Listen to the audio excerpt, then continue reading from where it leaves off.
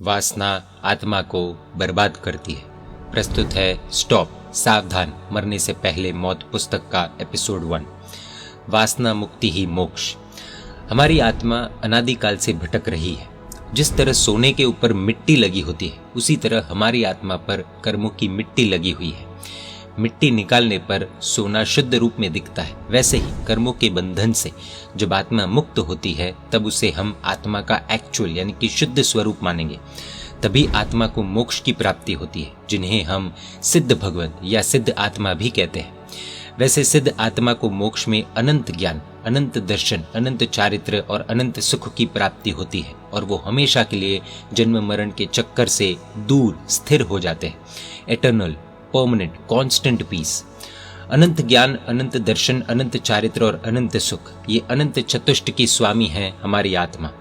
पूज्यश्री पूछते हैं, लेकिन कहाँ दिखता है थोड़ा सा भी ज्ञान? कहाँ है दर्शन? कहाँ दिखता है चारित्र? कहाँ है उसे सुख? कैसी ऑपोजिट सिचुएशन पैदा हुई है। राग द्वेष आदि पाप कर्मों ने इस अरबपति आत्मा को भिखारी घोषित कर दिया है। अनंत काल बह गया, न जाने अभी कितने काल बह जाने बाकी होंगे। हम सभी को पता है, हमारी आत्मा अनादिकाल से जन्म मरण के चक्कर में फंसी हुई है। आत्मा के ऐसे अनादि भ्रमण का मूल कारण है मिथ्यात्व। इस मिथ्यात्व से भ्रमणाएं पैदा होती है, भ्रमणाओं से भ्रमण होने लगते हैं। सरल भाषा में कहे तो मिथ्यात्व यानी कि सही को गलत समझना और गलत को सही। पूज्यश्री कहते हैं कि आत्मा अनेक प्रकार की वासनाओं के कारण ही संसार में बसती है, भटकती है।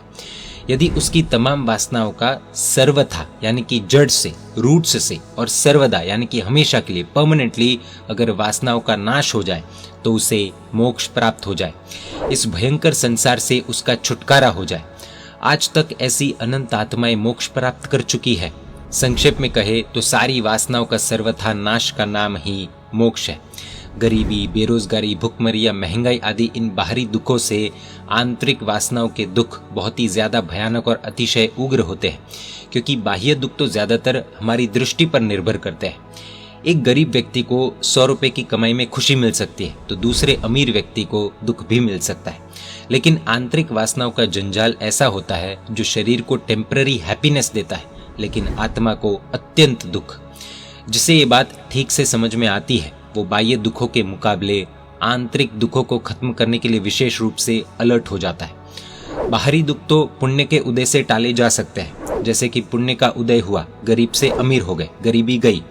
लेकिन वासना के दुख पुण्य के उदय से नहीं टाले जा सकते। कभी कभी तो कुछ प्रकार का पुण्योदय वासना को अधिक पैदा करने में उत्तेजक बनकर वासना के दुखों को बढ़ाने का काम भी करता है।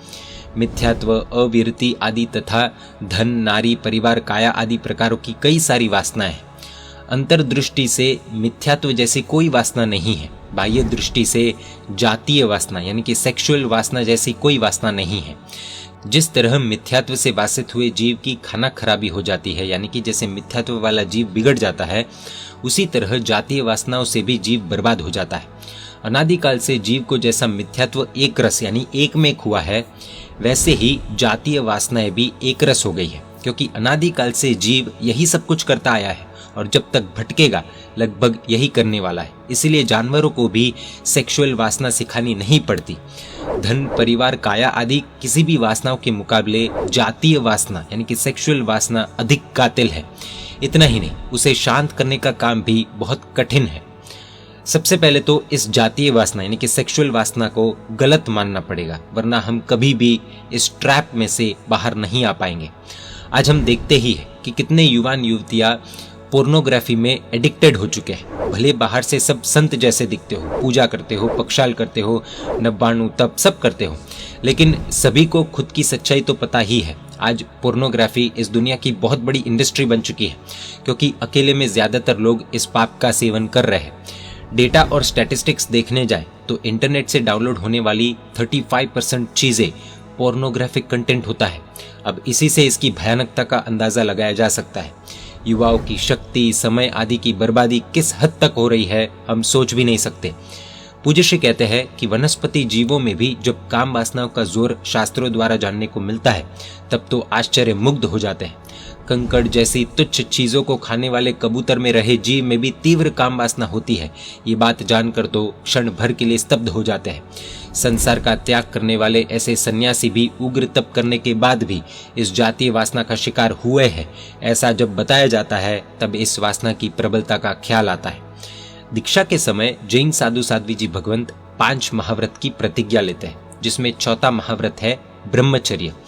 बाकी के 4 है अहिंसा, सत्य, अचौर्य यानी कि चोरी नहीं करना, अपरिग्रह यानी कि खुद का घर बंगला पैसा आदि कुछ नहीं।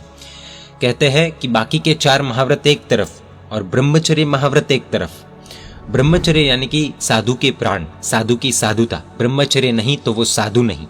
जैन साधुओं के लिए एक ऑप्शन आता है अपवाद मार्ग, यानी कि कोई ऐसी परिस्थिति हो जहां दूसरा कोई ऑप्शन न हो तब अपवाद मार्ग अपनाया जाता है, एक्सेप्शन कह सकते हैं।